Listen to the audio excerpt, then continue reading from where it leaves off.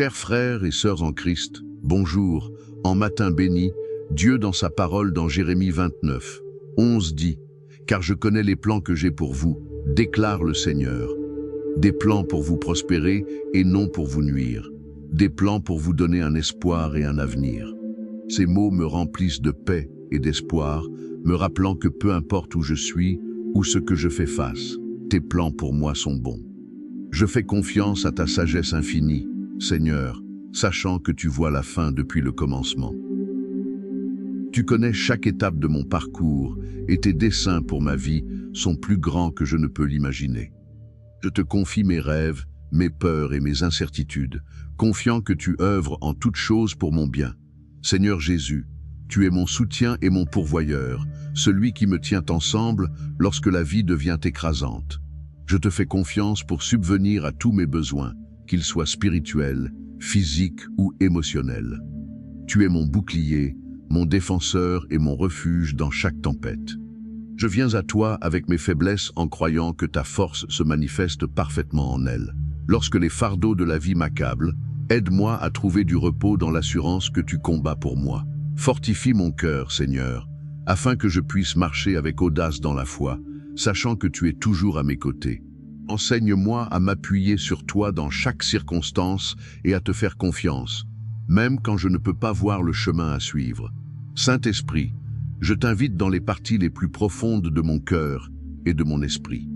Lorsque le doute et la peur s'installent, rappelle-moi des promesses immuables de Dieu. Aide-moi à ne pas endurcir mon cœur dans l'incrédulité, mais à faire confiance à la fidélité de celui qui ne m'a jamais abandonné. Enseigne-moi à croire pleinement aux promesses de Dieu sans hésitation ni réserve.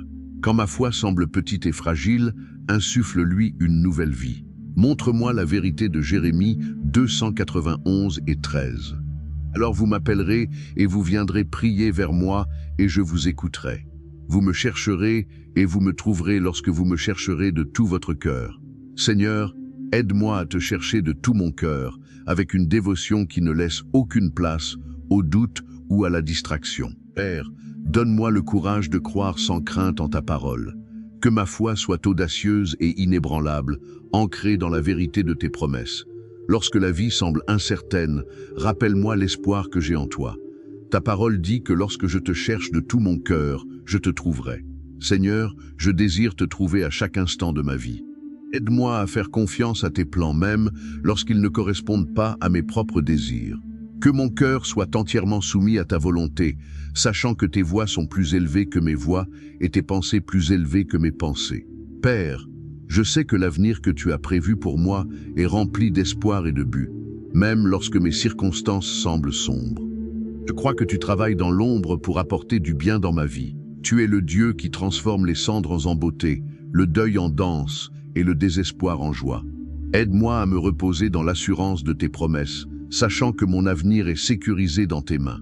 Enseigne-moi à faire confiance, non pas à ma propre compréhension, mais à ta sagesse parfaite. Que mon cœur soit rempli d'espoir alors que j'attends les plans que tu as préparés pour moi. Des plans remplis de ta bonté et de ta grâce. Père, je prie pour le courage de vivre comme un ambassadeur du Christ dans un monde qui cherche souvent à me décourager et à me distraire. Fortifie ma foi afin que je puisse témoigner avec audace de ta bonté et déclarer comment tu as transformé ma vie. Aide-moi à rester ferme sur ta parole, même lorsque le monde autour de moi est incertain. Que ma vie soit un reflet de ton amour et de ta grâce.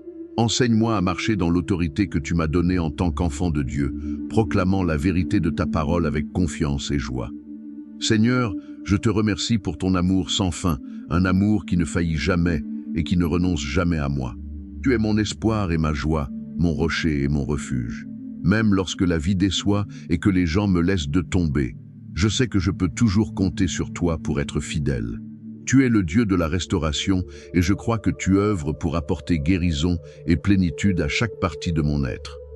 Saint-Esprit, je t'invite à être mon guide et mon conseiller. Enseigne-moi à marcher sur le chemin de la justice, à embrasser les plans que Dieu a pour moi et à vivre d'une manière qui l'honore.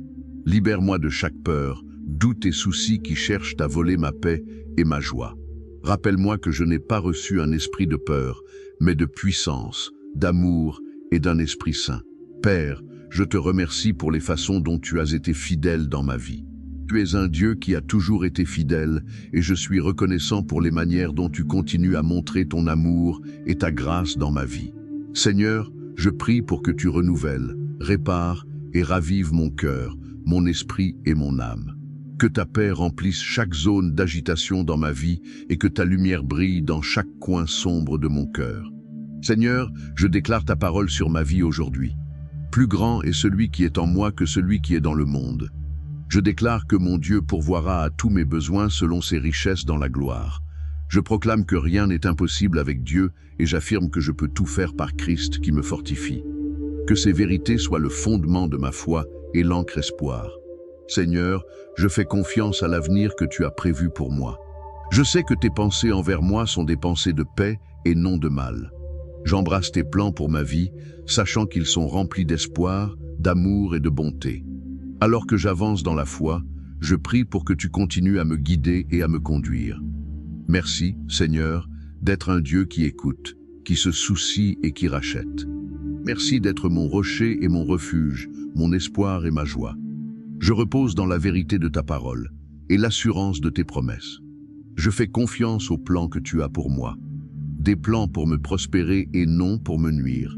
Des plans pour me donner un espoir et un avenir. Père, alors que je te cherche de tout mon cœur, je prie pour que tu me rapproches de toi aujourd'hui. Seigneur, je bénis ton nom saint et je te donne toute la gloire et l'honneur. Au nom de Jésus, je prie. Amen. Si cette prière a touché ton cœur, merci de taper. Amen. Comme signe de foi. Je prie pour que chaque bénédiction de cette prière soit maintenant sur toi au nom de Jésus. Et si tu as besoin d'une prière spéciale, n'hésite pas à nous le faire savoir dans les commentaires. Avant de prier, écoutons la parole de Dieu, puis prions ensemble. Hébreux 12, 15 dit « Veillez à ce que personne ne manque à la grâce de Dieu et qu'aucune racine d'amertume ne pousse et cause des troubles et qu'à cause d'elle plusieurs ne soient pas souillés. » Ce verset parle directement à notre cœur, nous exhortant à être vigilants quant à l'état de notre esprit. L'amertume, bien qu'elle puisse sembler être une émotion petite et cachée, est dangereuse, car elle croît comme une racine envahissante, s'étendant lentement mais sûrement, affectant chaque partie de ta vie. Un cœur amé ne peut que blesser les autres, souvent sans intention. Il s'exprime parce qu'il est profondément blessé et dans sa douleur, il cherche à répandre cette douleur aux autres. L'amertume te convainc, monde te doit quelque chose à cause de ce que tu as traversé. Mais cet état d'esprit ne mène qu'à plus de chagrin et d'isolement.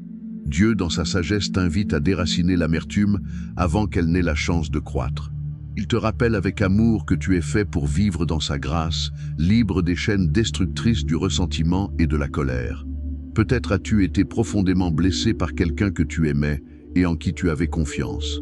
Cela pourrait être un ami qui a trahi ta confiance, un membre de ta famille qui t'a déçu ou même un étranger dont les actions ont laissé des cicatrices durables. Leurs actions peuvent avoir été délibérées ou peut-être nées de leur propre lutte et échec. Ce qui rend la douleur encore plus difficile à porter, c'est lorsqu'une excuse ne vient jamais. Tu peux te retrouver à justifier ton amertume te sentant comme si tu avais le droit de t'accrocher à la douleur. Mais ici, Dieu te parle. Ne laisse pas cette blessure consumer ton cœur. Tu n'es pas appelé à porter le lourd fardeau de l'amertume. Il n'était jamais destiné à être le tien. Dieu t'invite à laisser cela aller, non pas parce que c'est facile, mais parce que c'est nécessaire pour ta guérison et ta liberté. Lorsque tu choisis de te concentrer sur la douleur, en revivant les événements dans ton esprit, tu permets à l'amertume de prendre racine. Elle s'enroule autour de ton cœur, étouffant ta joie et ta capacité à aimer. Dieu t'invite à pardonner rapidement, à laisser aller avant que l'amertume ne puisse s'installer dans ton cœur. Le pardon n'est pas une question d'excuser le mal ou de faire comme si cela n'avait pas fait mal. C'est libérer le pouvoir qu'il a sur toi. C'est faire confiance à Dieu pour guérir tes blessures et apporter la justice en son temps parfait et de sa manière. Le pardon est un acte de foi, une déclaration que tu crois en la bonté et la souveraineté de Dieu, même lorsque la vie est injuste. Matthieu 6, 15 dit « Mais si vous ne pardonnez pas aux autres leurs offenses, votre Père ne vous pardonnera pas non plus vos offenses. » Ce n'est pas un jugement sévère, c'est une invitation aimante. Dieu veut que tu expérimentes la plénitude de sa grâce. Mais l'amertume et le manque de pardon bloquent ce flux. Lorsque tu pardonnes, tu ouvres ton cœur pour recevoir tout ce que Dieu a pour toi, sa paix, sa joie et son amour. L'amertume et le manque de pardon sont inséparables. Tu ne peux pas conserver l'amertume si tu as vraiment pardonné quelqu'un. Le pardon déracine l'amertume et fait de la place pour que l'amour de Dieu fleurisse dans ton cœur. Ce n'est pas toujours facile, mais cela en vaut toujours la peine. En tant que disciples du Christ, nous sommes appelés à être des personnes d'amour. Cet amour n'est pas seulement pour ceux qui sont faciles à aimer. Il s'étend à tous, même à ceux qui nous ont blessés. Lorsque tu choisis de laisser aller l'amertume et de marcher dans le pardon, tu reflètes le cœur de Jésus au monde. La réalité est que les problèmes font partie intégrante de la vie. Mais pour ceux qui placent leur confiance en Dieu, il y a de l'espoir et la victoire. Même au milieu de la douleur, lorsque tu apportes tes problèmes devant le Seigneur, tu les vois à la lumière de sa grandeur. Les tempêtes qui semblent si accablantes deviennent petites face à son pouvoir et à son amour infini. Le Dieu qui a calmé les mers d'un mot, qui a ouvert la mer Rouge pour son peuple et qui a ressuscité les morts est le même Dieu qui se tient avec toi dans tes luttes. La douleur compte pour lui et il est plus que capable de la gérer. Tes luttes sont réelles et Dieu voit chaque larme, chaque nuit sans sommeil, chaque moment d'angoisse. Il ne rejette pas ta douleur, mais il t'invite à la voir à travers le prisme de sa grâce. Y a-t-il quelque chose de trop difficile pour lui? Y a-t-il une blessure qu'il ne peut guérir? Un fardeau qu'il ne peut soulever? Lorsque tu mets tes problèmes à côté du Dieu Tout-Puissant, tu réalises à quel point il est grand. Le même Dieu qui a créé les cieux et la terre est celui qui te tient dans ses mains en ce moment. Prions ensemble, apportant nos cœurs devant celui qui guérit et restaure. Père céleste, tu m'accueilles malgré mes défauts et me montres un pardon qui couvre toutes mes erreurs. Alors que je me tiens devant toi maintenant, je cherche humblement à incarner ton amour et ta grâce dans ma vie. Aide-moi à éradiquer toute trace d'infidélité, d'amertume ou de ressentiment qui pourrait habiter en moi. Transforme mon cœur en un miroir de ta tendresse afin que je puisse étendre la bonté et la compréhension à tous autour de moi. Seigneur, mon désir le plus profond est d'être rempli de l'amour du Christ, un amour pur, désintéressé et débordant. Je te demande de saturer mon cœur de cet amour divin, me permettant d'agir non pas par des désirs égoïstes ou des motifs cachés, mais avec un esprit de véritable humilité.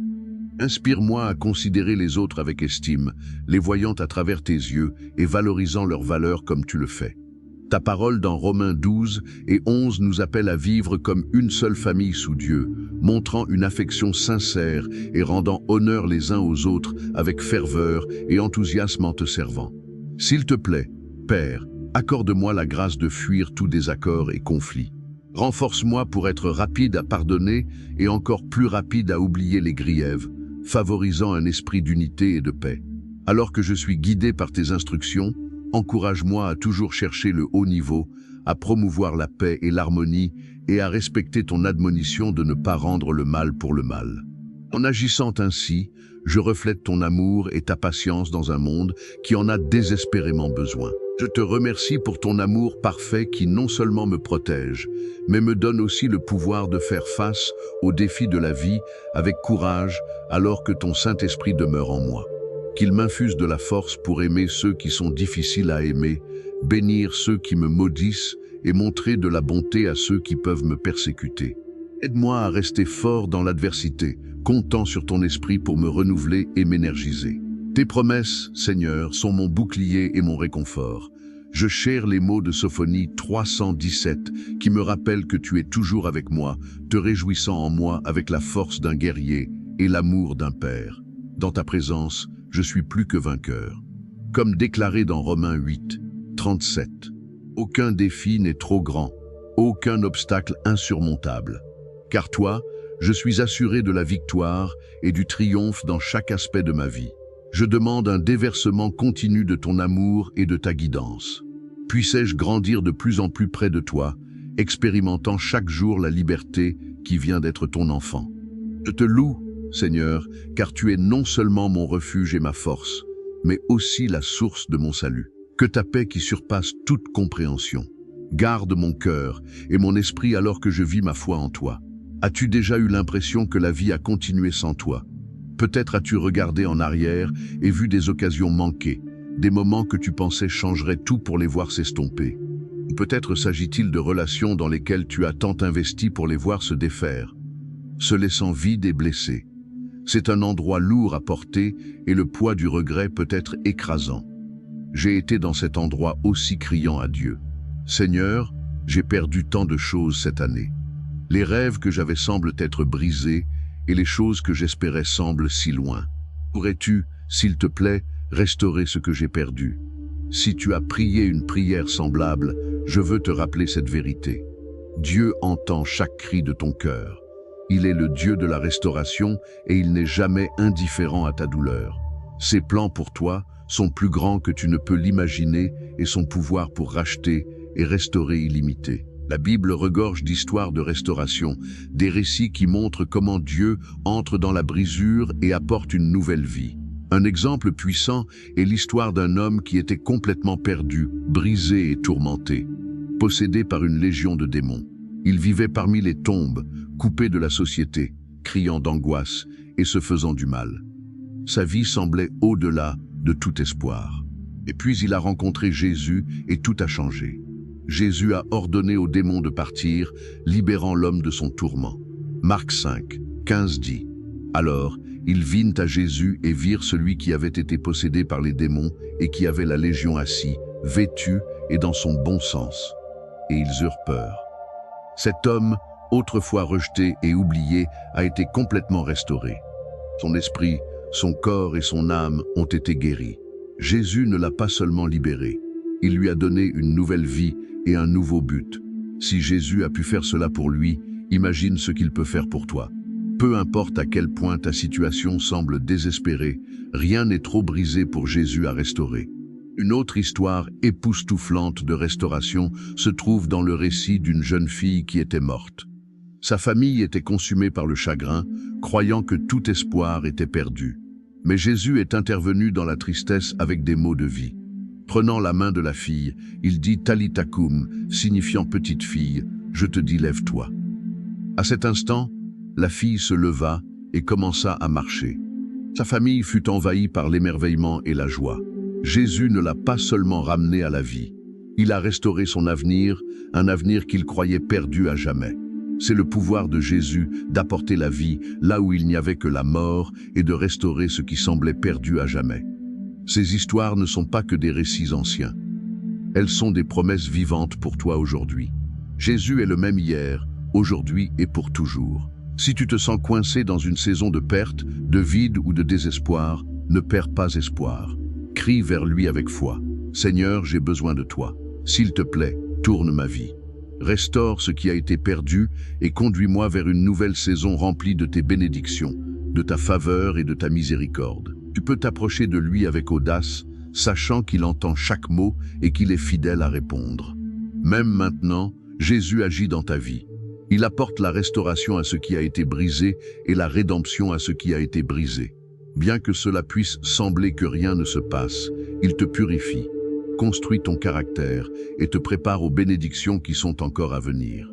Son timing est parfait et lorsque son plan se déroulera, tu verras comment chaque épreuve faisait partie d'un but plus grand pour te renforcer, t'établir et te remplir de sa paix. Alors, accroche-toi à cet espoir de tout ton cœur. Souviens-toi que peu importe à quel point les choses peuvent sembler sombres ou difficiles, Dieu n'a pas fini avec ton histoire. Tu n'es pas oublié et rien dans ta vie n'est au-delà de sa capacité à restaurer. Fais-lui confiance. Continue de croire. Ta saison de restauration et de nouveau commencement est en chemin. Prions ensemble. Roi Jésus, tu es si bon. Ta sagesse dépasse la compréhension humaine et ta miséricorde ne connaît pas de limite. Tu es aimable, aimant et gracieux, et ta fidélité ne faillit jamais. Alors que cette année touche à sa fin, je me tourne vers toi avec un cœur plein de gratitude et d'espoir. Seigneur, tu as été avec moi à travers chaque épreuve et chaque triomphe, et je te remercie de marcher à mes côtés. Tu es le roi souverain qui tient toutes choses ensemble et je fais confiance à ta bonté. Je te loue pour qui tu es, immuable, infaillible et toujours plein d'amour. Aujourd'hui, Seigneur, j'approche de ton trône avec humilité, mais aussi avec confiance, parce que tu m'invites dans ta présence. Je te remercie pour l'opportunité de te chercher en réfléchissant sur l'année écoulée. Seigneur, je demande ta miséricorde.